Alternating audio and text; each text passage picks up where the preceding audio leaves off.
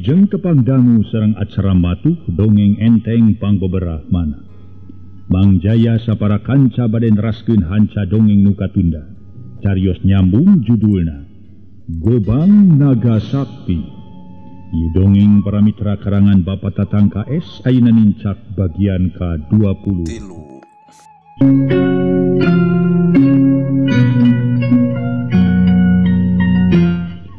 Dongeng para mitra nalika bahahui dirempugnya tanapi bade digarong supados rada rame para mitra aya sabagian kalimat diwangsulan deui.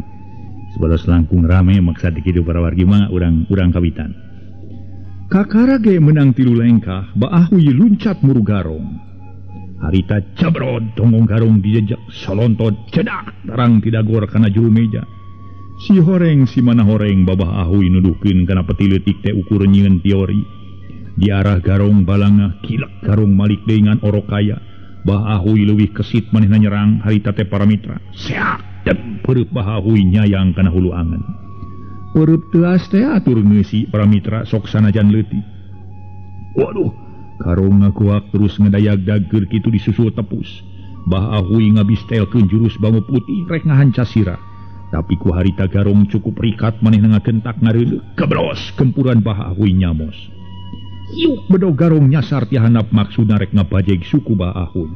Hayya bahahui ngajaul para mitra sadaya harita teh. Terus ngacuralit kaluhur meja makan. Garong nyerang deui. Garong nyabetan suku bahahui tapi gagal. Sabab bahahui luluncatan dina luhur meja. Juralit bahahui ngajuralit ka tukang celeng garong luncat kana luhur meja bari bedog na di emat. Rek narok sirah sakilat bahahui ngangkat korsi. Hayya, hay, peletak seseket bedog nimpa kana suku korsi. Harita baturna nu keur tunga-tengo kana lomari dahareun gentak kaluar.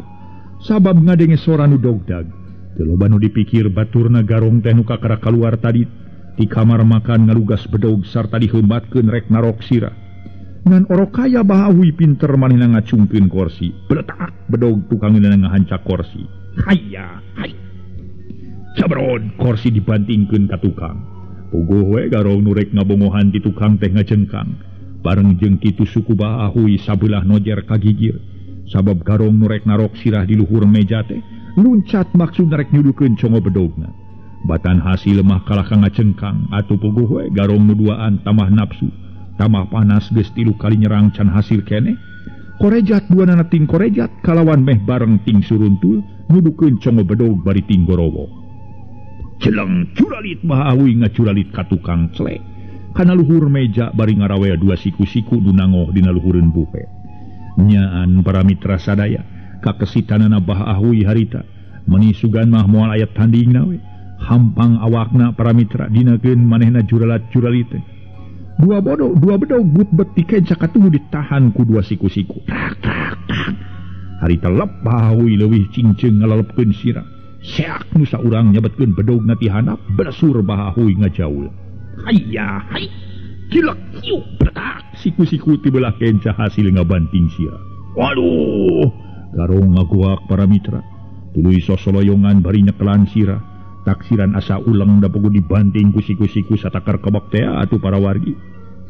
Kurang ajar si setan. Baturna nu dibanting ku siku-siku beuki nafsu. Nyabet-nyabetkeun bedog tapi teu hasil sabab karancingesan bahahui lain lalaworakeun meuni siga nu enteng ngeunaker micieun pibahyaheun ti pihak lawan ukur ngalugat legot awakna ka sisi kagigir. Hayya, hay. Curalit bahahui ngacuralit ka hareup. Kilak bahahui malik hingga tingali garong para mitra sadaya tas kabeunangan sirahna ku siku-siku teh nyerang deui. Bedog bangbaraan rek nunggal para mitra. Jangga bahahui ngan ayaku edas eta bahahui rikatna lain deui para mitra. Gentak manehna ngareuneuh kabros bedog nyamos samalah awakna murili. Atuh puguh we keur bahahui meuni asa ngeunah-ngeunah keur majarkeun teh cenah palem para mitra. Ieu ibarat pais kancra teh pais lukmas teh we ieu deuh. Sugan siku-siku ngabanting deui kana tarang peletak. Aduh. Garong ngagoak meuni terus gagara bagan. Keur kitu bedogna dibanting ku siku-siku hiu beletok bedog kuat kapotong jadi dua. Sedang baturna nu saurang deui luncat tina luhur meja celeng hiu beletak. Aduh Kuak nusa urang ngaguak bincurang na benang kusi-kusiku. Tamahna dua garong ting bertek lalumpatan keluar taksiran tekuat ngayonan Bah Ahuy. Harita garong nu lalumpatan keluar ku Bah Ahuy teu diudag. Harita sasabab melang kudu jadi anak anu dititah nyokot kunci dina laci meja bari dituturkeun ku duaan. Ari sangka hari kasampak harita memei para mitra. Kira ngarayu dua garong samalah katingali ku Bah Ahuy make deung di carawelan gadona. Nusa urang nu nabadaog di luhur meja bari geus ngalaan beubeur. Sabab memei siga nu ngahaja ngabibita make jeung ngedeng dina kasur. Nusa urang deui diuk gigireun memei bari leungeun ngayap. Kojengkan nu tas ngalaan beubeur teh ngadeuketan, barang rek ngalacat pisan unggah kana kasur. Teu tatapa sini deui memei nu keur dalang karakan teh ngacecek nu rek naek kana kasur. Atuh puguh we ni kokowongan warawitra. Sawab siswan mah dijejak satakarna. Aduh yo. Pinter si memei itu. Hebat gitu para mitra. Istri makhluk anu lemah cenah para mitra, tapi anjeunna ngagunakeun kekuatan, ngagunakeun kalemahanna pikeun ngalumpuhkeun musuh. Ieu para mitra sadaya garong nu dua dilamehan siga di olo-olo gitu. Barang rek deket pisan eta siswan mah dijejak atuh para mitra. Anu saurang deui nu keur gigireun diuk gigireun memei ditinggang ku pas kemang sajabana ti kitu ditajong cukang irungna. Puguh we duana nage garong ting garoak ari katama-tama Bah Ahuy nyirilik rek ngabanting sirah kusi-kusiku temahna kabege ting bertek lalumpatan. Da sahanteuna atuh para mitra memei teh anakna Bah Ahuy sok sanajan awewe saeutik gedena geus diwarah ilmu panemu campe pamake kumaha carana ngabela diri.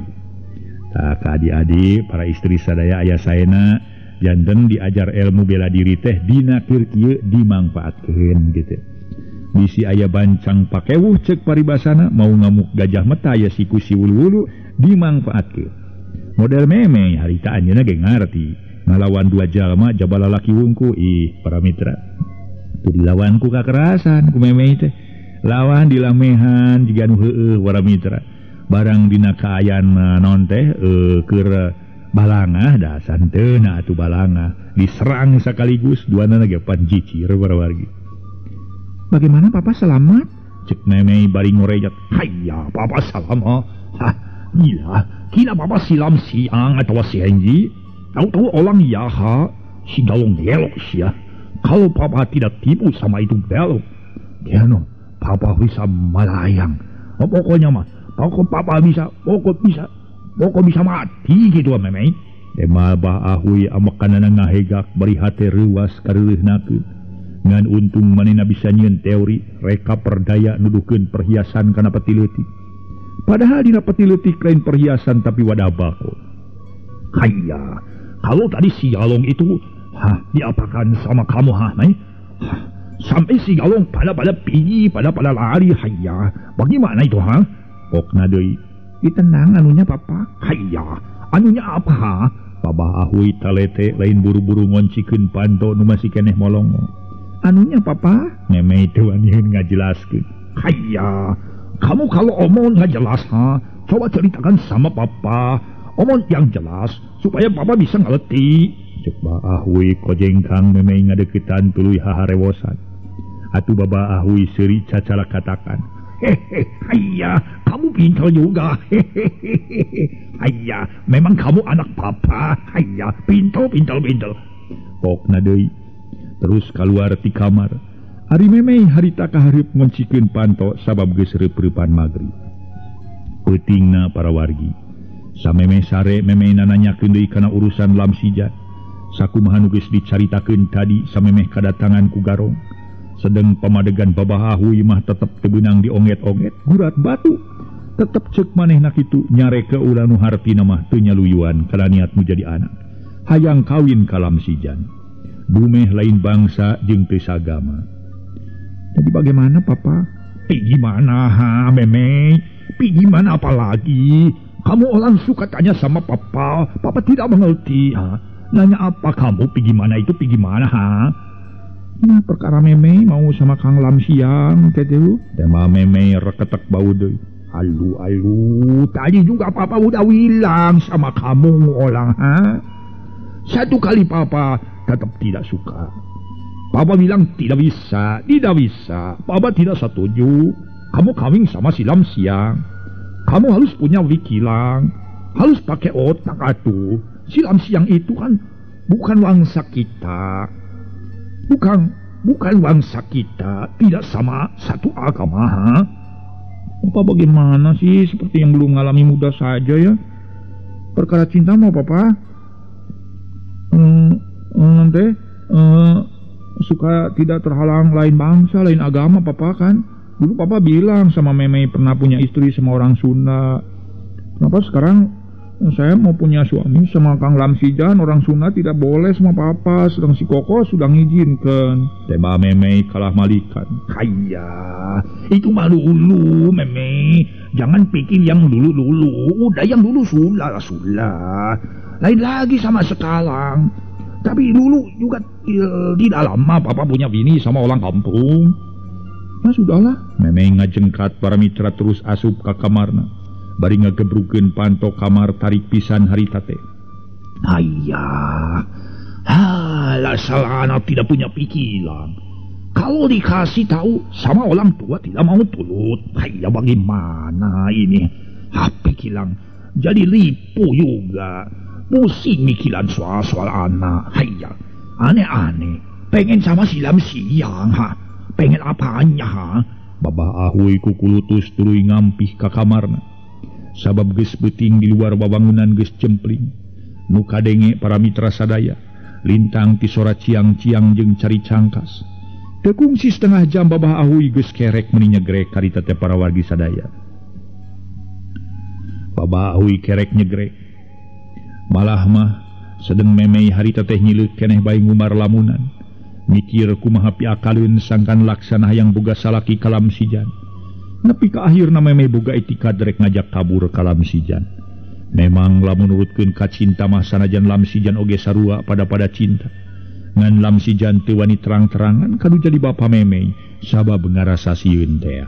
Para wargi sadaya, isukna sajeroning Meme keur barang gawe teh budina alum bae. Samalah ditanya oge ku Babah Ahoy bapana dina nemalana teh saperluna.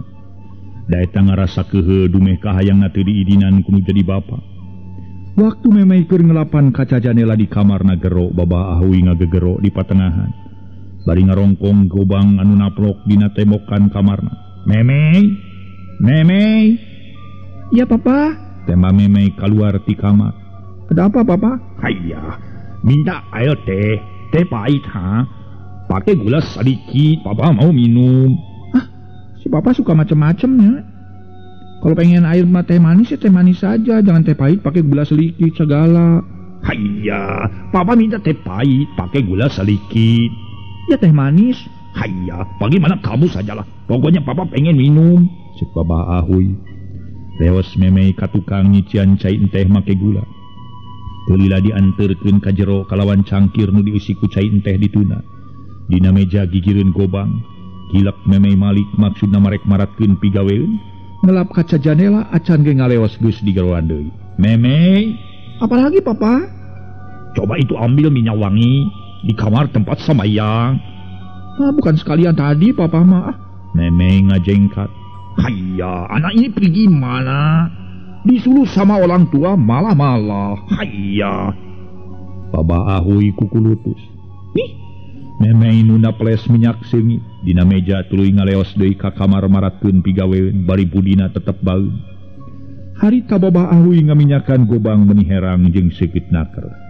Dina puhu gobang kencakatu aya gambar naga. Gurilap gobang nu keur dikosokan make minyak seungit teh mangni gugurilapan. Bakat tingku herang-herang. Perahna dibungkus ku buludur beureum kitu disarangkana. Si horeng gobang naga sakti nu asli mah aya di Babah Ahoy. Sedang gobang nu tadi aya di mantala warisan ti bapa nama nu ayeuna aya di leungeun Ki Bardawi eta teh gobang naga sakti tironan dan nu asli namanya teh aya di Babah Ahoy. Jadi lamun kitu teh mah jalma-jalma jarahat silih pahala teh marebutkeun paisan kosong, marebutkeun gobang naga sakti palsu atawi tiruan. Lamun kitu teh mah sarua jeung marebutkeun paisan kosong teh sok sanajan mantala atawa mantili ge teu nyahoeun. Anu asli nama tong boroning mantala jeung mantili sanajan bapana pisan anu katelah Ki Ardasik almarhum teu nyahoeun. Babah ahuy harita para mitra anteng naker ngosokan gobang sakapung bidang dak denglek. Si Janur eus boga anelan hiji pakarang nu ampuh, tapi salila dicekel ku manehna can pernah digunakeun pisan. Sok komo dibabawa mah tara pisan. Kitu deui anakna boh nu awewe boh nu lalaki teu meunang ngarampa-rampa acan. Sabab nurutkeun ceuk amanat para mitra ti karuhuna eta gobang naga sakti teh teu meunang digunakeun samarangan kajaba lamun aya kasurusuhan gede. Samodel tarung campuh begalan pati. Kakara eta gobang naga sakti bisa digunakeun. Sajabati kitu amanat ti karuhun bawa ahuy eta gobang teu meunang dirampa-rampa acan ku budak parawan, sabab sok apes malah bisa leungit teu pugu-pugu. Mumatak eta gobang ku baba ahuy kacida dipusti-pustina, malah ditindeuna ge di kamar naplok dina tembokan siraheun. Tembokan siraheunana. Waktu babah ahuy keur ngalak ngilik gobang, golomrang cenah kadenge sora nu ngagolomrang di tukang. Sirilik babah ahuy ka tukang sarta nanyakeun ka memei anakna. "Hayya, apa yang jatuh? Memei, ini papa tutup panci mau ditaruh di rak." Temal memei bari nuna tutup panci dina piring. "Hayya, kalau kerja mesti hati-hati. Nanti kalau piring jatuh bagaimana? Kalau kerja pelan-pelan, hati-hati. Jadi orang mesti kerja dengan baik. Orang muda mesti sabar. Bukan disengaja papa, hanya terlepas. Iya, itu namanya kurang hati-hati. Kamu ini bagaimana kalau dikasih tahu sama orang tua suka melawang? Orang tua omong dilawang. Pokoknya dibilang celewet, dibilang banyak omong. Ya bagaimana? Susah jadinya. Baba ahuy gegelendeng. Ngagelendeng memei anakna. Sedeng memei para mitra, lamun diomongan ku bapana sok ngalawan bae. Kitu sotenan harita keur aya kakeuheuh. Dumeh kahayangna teu diidinan ku bapana nyaeta hayang boga salaki kalam sijan. Akhirna mah antara anak jeung bapa ngadon hoghag di tukang. Ongkohan babah ahuy mah cerewet pisan jeung deui lamun barang titah kudu pok torolong sok tara meunang diengke-engke heula. Harita pareng babah ahuy jeung anakna keur hoghag di tukang panto hareup ngagebrai. Muka kumaneh katebak angin. Pareng di harita di luar aya dua urang ngajalma ngaliwat kaburuan imah babah ahuy. Di antarana saurang awewe ngorak keneh. Bisa urang di lalaki geus tengah tubuh. Si horeng anu ngaliwat teh para mitra kaburuan babah ahuy teh mantili jeung somad harita para wargi. Manehna mah teu nyangka harita teh di eta tempat aya imah gedong. Aduh nyelak ya para mitra. Ngaso heula para mitra, ngaso.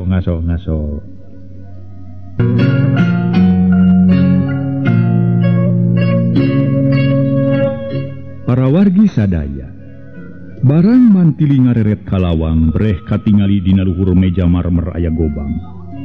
Atu mantili ngaranyug harita para mitra sadaya ningali gobang dina luhur meja marmer di jero imah gentak nongtak leungeun somad. Satengah digusur dibawa kanu singkur, pog somad nanya semureuwas haharewosan. "Ya naon nyai?" pokna.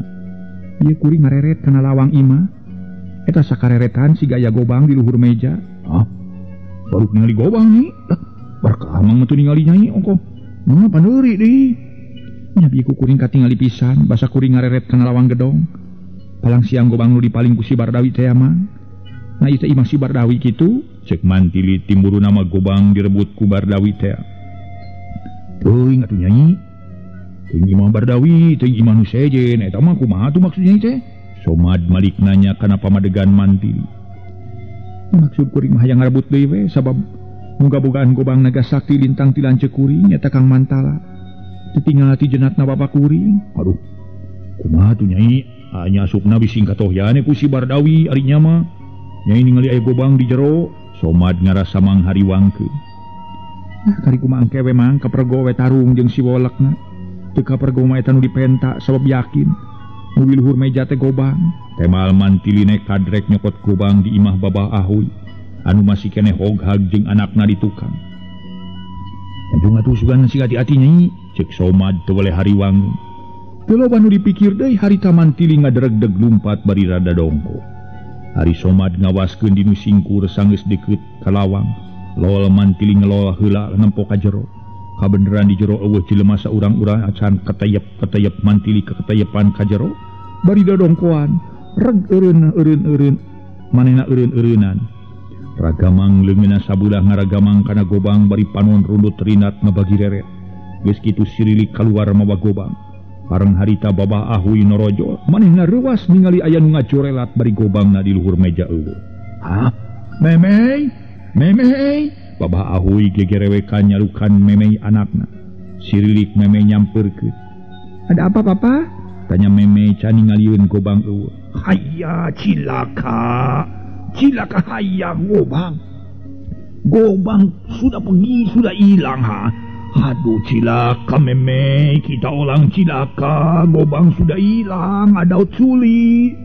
Bahahui nyarita tetatag. Gobang bagaimana, Papa? Ada yang curi?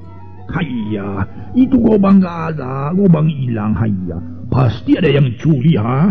Aduh, bagaimana? Ini bagaimana? Kita ulang pasti lugi-lugi gede ha. Maka itu pedang, itu gobang pusaka dari kaluhung-kaluhung kita ha. Hah? Gobang hilang? Kan barusan dibersihin sama Papa. Iya, walusan Papa bersihin. Lantas Papa ke walakang. Dari walakang ke sini lagi. Gobang gak ada hayya, cilaka. Tapi walusang Papa lihat seperti ada orang lewat sini. Kok Papa? Kenapa Papa lihat ada orang lewat sini bukan dikejar? Pasti gak dong yang kemarin kesini Papa kembali lagi. Hayya, walang kali orang jahat mau ke sini. Itu gala-gala kamu. Ayo tutup kunci. Hayya, ada-ada saja. Jadi cilaka kalau begini dah. Makanya itu gobang kaluhung. Orang tidak punya itu gobang. Ya bagaimana? Nasib. Bapak ahuy akhirnya nyalahkeun kanu jadi anak para mitra. Atuh memei nemal deui sabab disalahkeun kudu jadi bapak. Keur kitu burutak Hengjin anakna nu lalaki datang tas nagihan.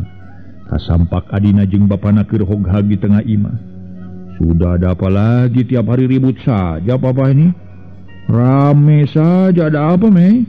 Cek Hengjin. Itu si Papa barusan bersihin gobang di sini, Meme sedang di dapur. Hah?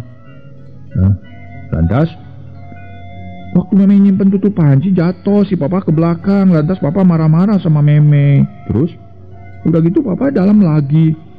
Tidak lama panggil-panggil Meme, ditanya sama Meme ada apa? Panggil Meme, kata si Papa gobang hilang, ditaruh di meja di sini. Meme ngajelaskeun bari nepak kana meja marmer. Hah? Gobang hilang? Apa betul Papa? Hengjin siga nu leuwas. Betul, hayya betul hilang. Udah kita orang cilaka anjing. Cilaka anjing. Hengjin cilaka hayya. Cilaka, kita bakal lugi kita. Tema Baba Ahuy bari nepakan tarang sorangan. Barangkali ada orang masuk ke sini, Papa. Memang kata si Papa tadi pulang dari belakang kelihatan seperti ada orang lewat, cenah kau. Kalau begitu pasti ada orang masuk sini, Papa. Ayo kita kejar, Meme. Cek Hengjin para mitra. Kalawan teu hararese sanajan manehna capek keneh oge tas nagihan terus indit jeung Meme. Adina maksudna rek nyusul anu maling gobang. Harita Hengjin jeung Meme lalumpatan bari teu weleh rarat-reret ningali anu maling gobang.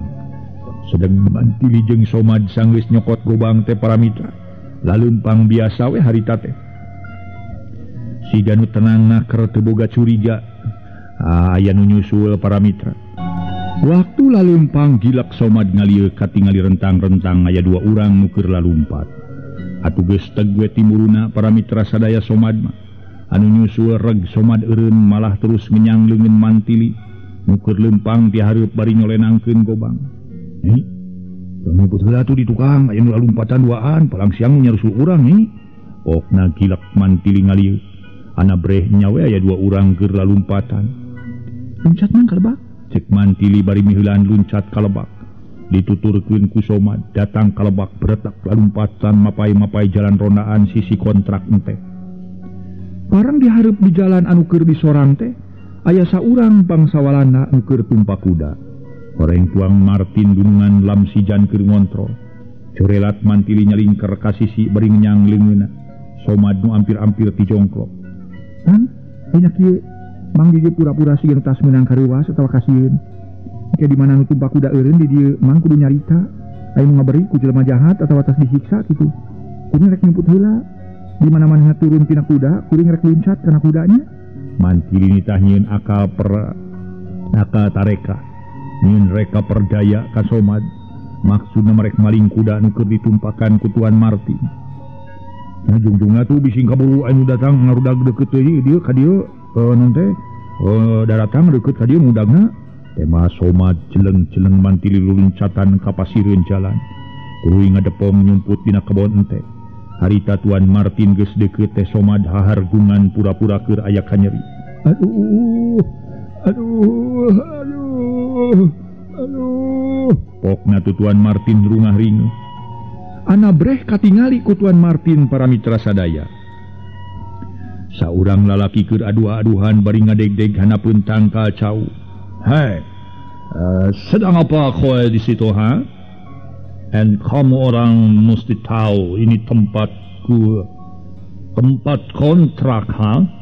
Tidak boleh ada orang lain masuk. Cek Tuan Martin bari anjeut celeuna tonggong kuda.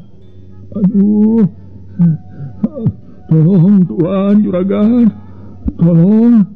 Saya barusan disiksa sama orang jahat Juragan. Aduh, tolong Juragan, saya orang miskin. Aduh, tolong Juragan, minta belas kasihan dari Juragan. Saya sudah tidak kuat disiksa sama orang jahat. Barusan ngejar-ngejar saya Juragan. Cek Somad kawas nu heueuh make jeung ngadeg-deg sagala. Well, kamu orang dipukuli sama orang jahat? Para mitra Tuan Martin nanya. Sumuhun betul Juragan, kepala saya sampai sakit. Aduh, tolong Juragan, saya minta disembunyikan Juragan. Tema Somad bari ngarampaan sirah. Samalah para mitra. Ayeuna mamake jeung ngapepelengkingan sagala, panon rada dipereumkeun bibir sungar sengir.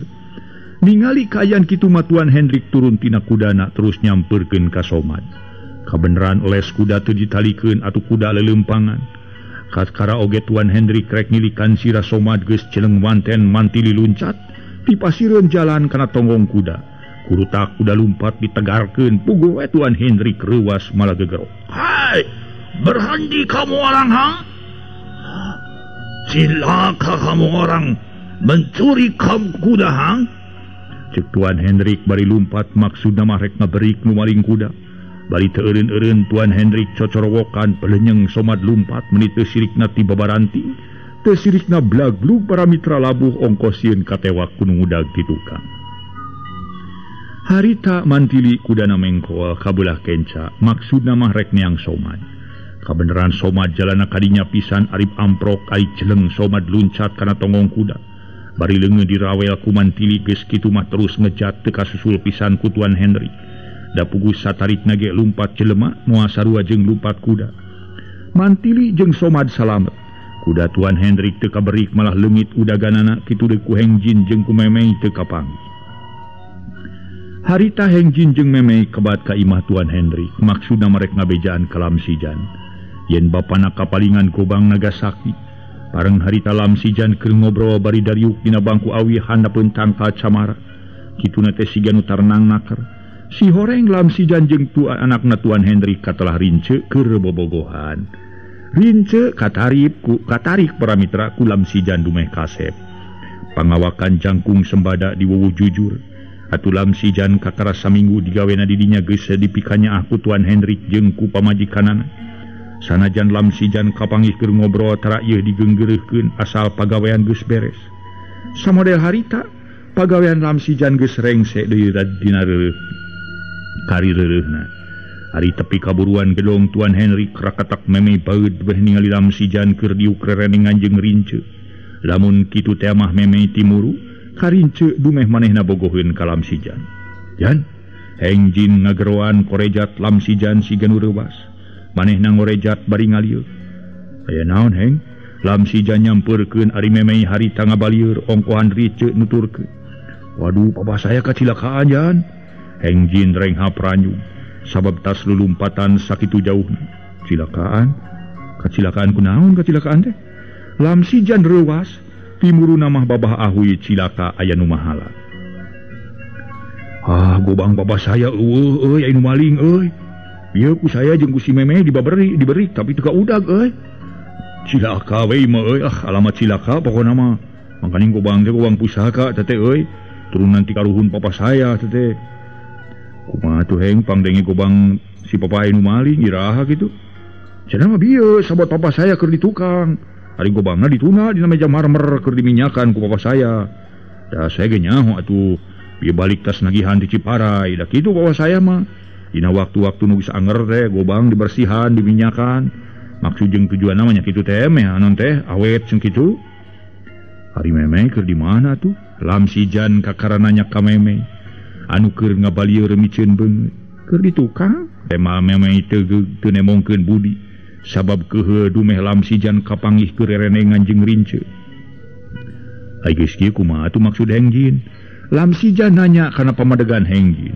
atuh kumaha nya kapaksa rek diteangan tapi saya minta bantuan ka maneh urang neangan jelema nu maling gobang mangkaning gobang naga sakit teh pan maneh ge nyaho di bejaan ku apa yen gobang eta teh ganti ka turunan ti karuhun jadilah pokona mah saludana pan dideng-deng ku papa saya teh eta gobang teh kitu ceuk hengjin minta bantuan ka lam sijan pikeun maluruh anu maling gobang kumaha turin kakak dipenta bantuan anak ku hengjin pikeun neangan jelema nu maling gobang lam sijan anggur malik hananya ka rince teu nanaon tapi kudu ngadagoan heula papi lamun ku papi di dinan pek wae teu nanaon teh marince henteu mere jawaban nu pasti ai papinya sedang ka mana non hengjin nanyakeun ku bahasa Indonesia ka rince katanya mau kontrol ke kontrak om teh manonih rince kalau sedang kontrol pasti lama tuh non tadinya saya mau minta bantuan sama lam sijan untuk buat cari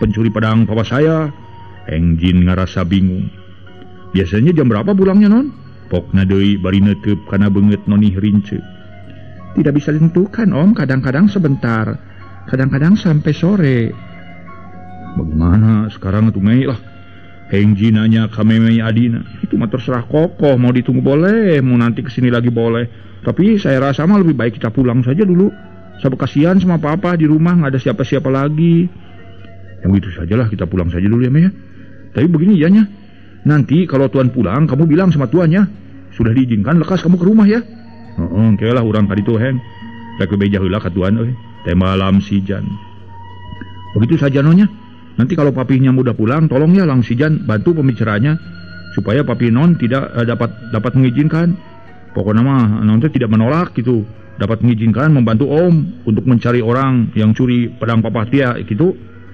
baik om nanti saya bicarakan sama papi apa tidak akan ke rumah dulu om terima kasih non itu kasihan sama papa saya tidak ada orang lagi di sana permisi non mari tema nonih rince bari mangut para wargi ari meme mah boro-boro para mitra pamitan malah harita teu ngareret-reret acan terus saya ngebeng beos balik nuturkeun hengjin lanceukna bari baeud sanggeus hengjin jeung meme areueuh gero indungna nonih rince nu katelah nyonya Erna nyalukan ti teras sirilik disampeurkeun terus ka jero ari lam sijan harita ngadon ngahulang bari hate ngagerendeng nanya kitu bapana si hengjin teh kalengitan gobang dasa kakarang adeng ayeuna bapa si hengjin ngabogaan gobang jeung salila aing cicing di ditu tepi ka ayeuna can pernah di imah baba ahuy aya gobang teuing lamun disimpen di kamarna sugan si meme taraca carita deui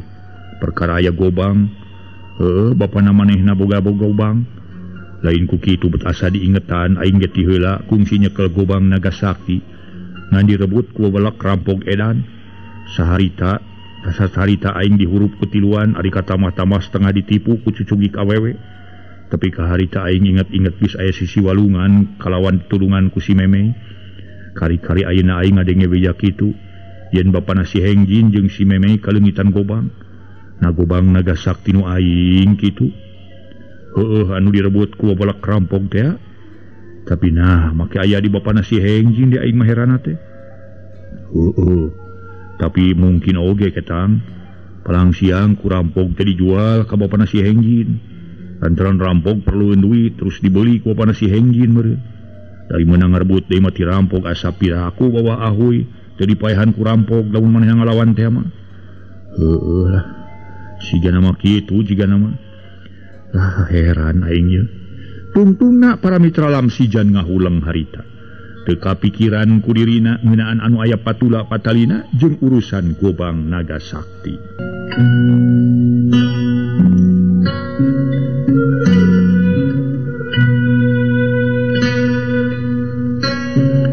Para wargi sadaya, harita para mitra Lamsijan ngahulengna terus beuki liat teh beuki anteng.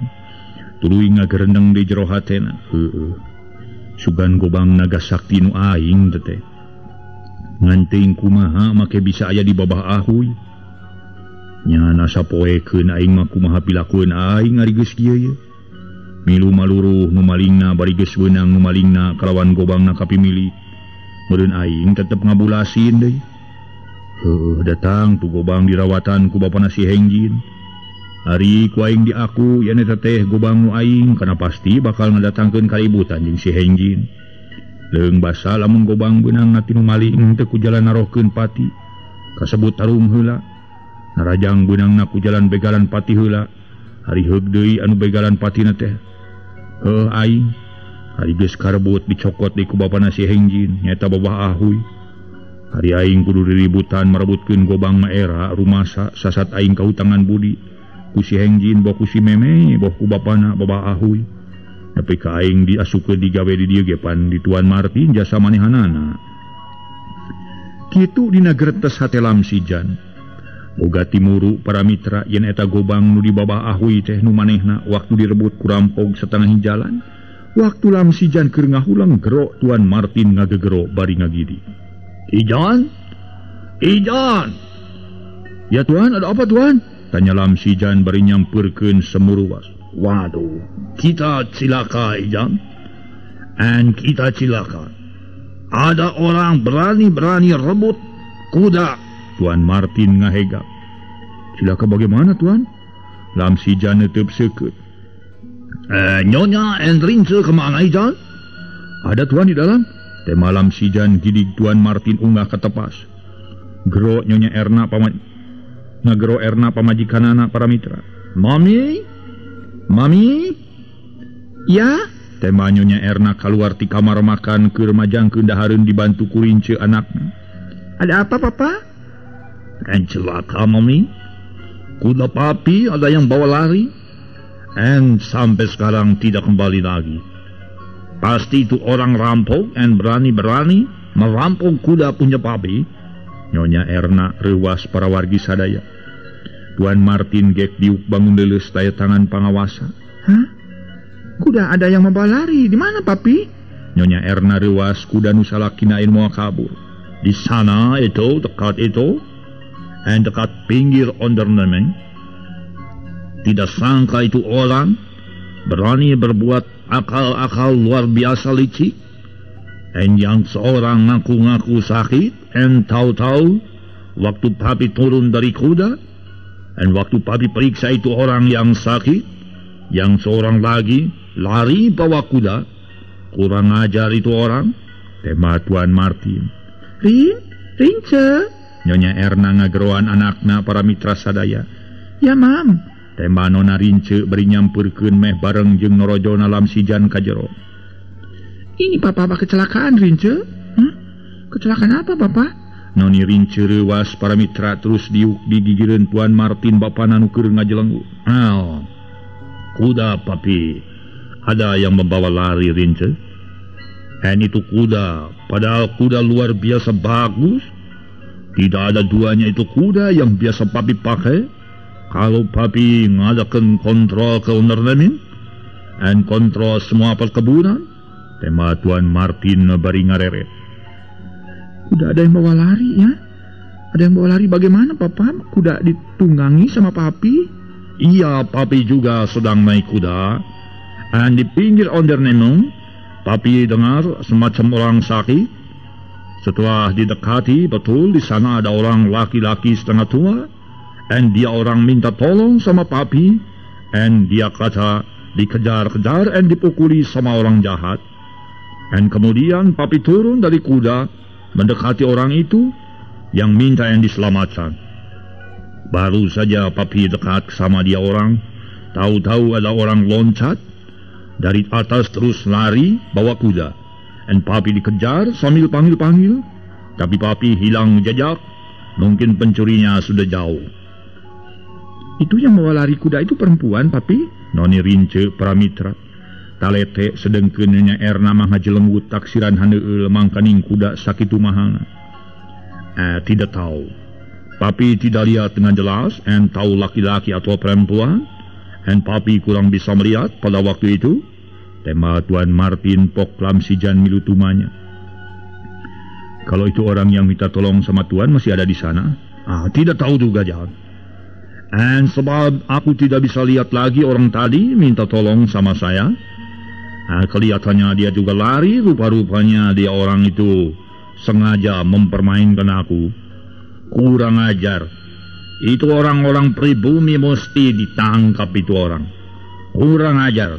Tema Tuan Martin ngareret kalam sijan. Memang ada-ada saja Tuan, barusan saya kedatangan Heng Jin sama adiknya. Beritahu papahnya Heng Jin kehilangan pedang katanya. Tadi ada orang yang mencuri pedang. Kalau begitu menurut perkiraan saya orang yang minta tolong kepada Tuan itu hanya pura-pura. Dia temannya pencuri pedang. Sama-sama mencuri kuda Tuan. Ceklam sijan bogat timuru.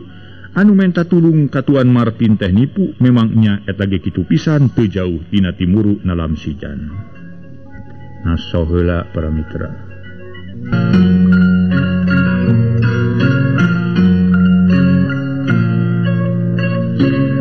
Para wargi sadaya sanggeus ngadenge caritaan lamsijan. Anu mere para mitra katerangan yen mere hiji gambaran yen cenah siga-sigana. Jelema anu gering teh ngan saukur pura-pura atu Tuan Martin harita tuluy nyarita. Bagus, betul perkiraan kamu lamsijan. And bisa jadi orang yang minta tolong sama aku itu penipu. Kurang ajar betul itu orang. And sekarang minta tolong sama kamu lamsijan. Coba cari orang di sana di pinggir Onderneming. Kalau masih ada bawa ke sini oleh kamu. And awas, jangan sampai cedera. Aku pengen tahu sampai di mana dia orang bisa menjawab pertanyaan-pertanyaan. Tuan Martin percayain karena timburu nalam sijan. Baik Tuan, saya akan pergi sekarang. Tema lamsijan bari mali. Rek niang somad anu pura-pura minta bantuan ka Tuan Martin. Kak, saya ikut kak. Noni rince nyerilik nyamperkeun. Jangan Rin, jangan ikut, nanti capek. Kan pekerjaan kakak pasti berat ini. Jangan ikut. Rince di sini aja, nanti kakak juga pulang lagi. Gimana ya? Pokoknya pengen ikut. Iya Rince, jangan ikut, biar tunggu di sini. Dan biar si lamsijan suruh cari itu orang sampai dapat. Dan ini bukan pekerjaan enteng-enteng. Suatu pekerjaan berat mesti dikerjakan oleh seorang laki-laki. Tuan Martin mairan karena caritaan lamsijan. Lekas lamsijan kamu berangkat sekarang. Pokna gehara rese lamsijan ini setengah lulumpatan. Nutis aku mahalilana lamsijan geus tepi ka tempat penuduhan Tuan Martin. Harita para mitra.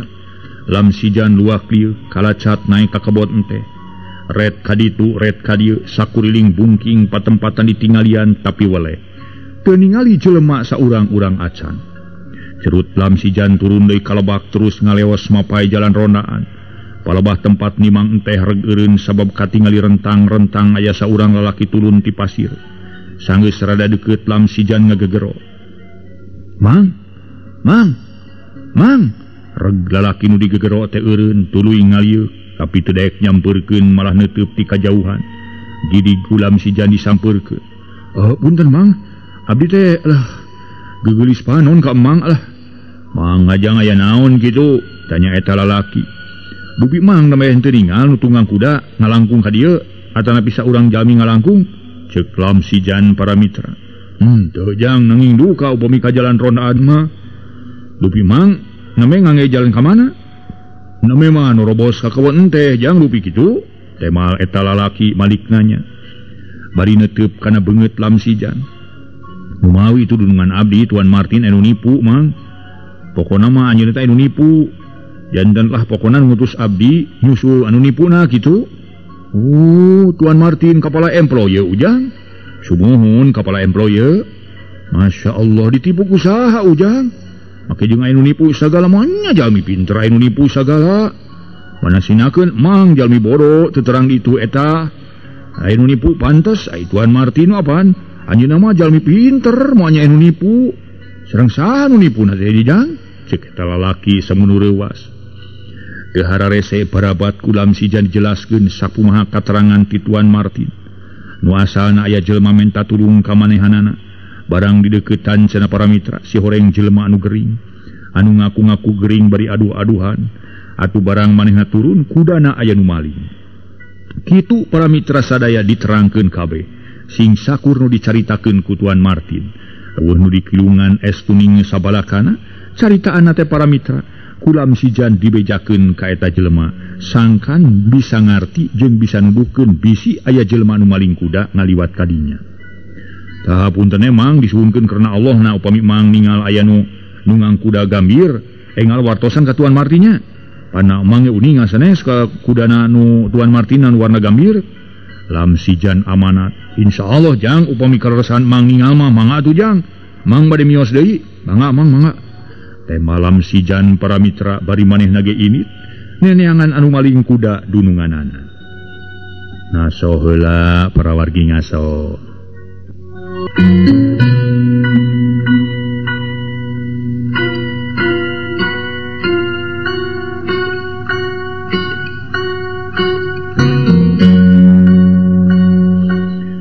Para mitra kaum dang hampir nepi ka wanci asar lam sijan ider-ideran di kebon ente. Tapi weleh henteu kungsi tepung jeung nu diteanganana boa tadi geus ka mana boa nu boga dosana mah. Akhirna lam sijan balik deui ka dununganana kalawan laporan yen manehna teh teu kungsi panggih jeung jelema nu tadi menta tulung ka Tuan Martin. Malikan kana kaayan Hengjin jeung Memei kakara balik ka imahna. Kasampak babah ahui bapana keur ngajelenggut di tengah imah, tapi sadatang nu jadi anak mah jadi curing hak malah gancang nanyakeun. Hayya, piye malah Hengjin? Ketemu sama orang yang curi itu pedang papa, ha? Ketemu di mana papa? Enggak ketemu dengan siapa-siapa di jalan juga. Teh malah Hendrik gek diu. Hari Memei adinya nyoloyong ka tukang nyokot cai enteh keur lanceukna. Itu pagi mana siang enggak kesini, ha? Padahal minta bantu sama silam siang supaya bisa sama-sama cari itu orang jahat. Babah ahui nanyakeun lam sijan. Tadi juga sudah disampaikan sama saya tapi menunggu dulu Tuan Martin. Sedang ngontrol perkebunan mau minta izin katanya. Kalau dikasih izin sama Tuan Martin pasti kesini sekarang atau besok. Cek Hengjin. Jep babah ahui jempe malah melenguk deui bari sakapeung-kapeungeun. Nepakan tarang leng ngahuleng para mitra mi anteng naker. Hayya, papa baru ingat sekarang. Kalau begitu, orang yang curi gobang papa itu pasti silam siang. Hayya, tidak salah lagi. Pasti silam siang yang curi itu gobang. Tidak orang lain yang tahu. Silam siang sudah tahu rumah kita orang. Jadi pasti dia orang yang curi itu padang papa. Gitu kira-kira, ha? Cek babah ahui nyangka kalim sejan. Bagaimana papa ini? Memei dengar yang curi gobang itu silam sijan, papa? Memei nanya bari nuna cai enteh dina meja hareupeun Hengjin lanceukna. Hayya, ya pasti. Yang curi gobang itu pasti silam siang. Ya orang pengen gobang punya papa gitu. Papa jangan sembarangan menuduh, papa. Kan lam sijan itu tidak diam di sini. Masa lam sijan berani ambil gobang, papa? Cek Memei ngabantah karena sangkaan bapana. Hayya, tidak salah lagi. Tidak salah lagi, Hengjin. Pasti dicuri sama silam siang. Kurang ajar. Dia orang sudah kita urus baik-baik. Malah dia curi kita punya. Hayya, bagaimana ini, ha? Para mitra sadaya. Tetap para mitra babah ahui nyangkana kasilam sijan. Anu maling gobang karuhuna anu sebut gobang naga sakti teh para wargi. Padahal para mitra silam sijan mah teu mais teu meulem cek paribasana. Kumaha terasna dongeng waktosna kawujeng seep urang teraskeun enjingnya para wargi carios nyambung nu judulna nyaeta Gobang Naga Sakti.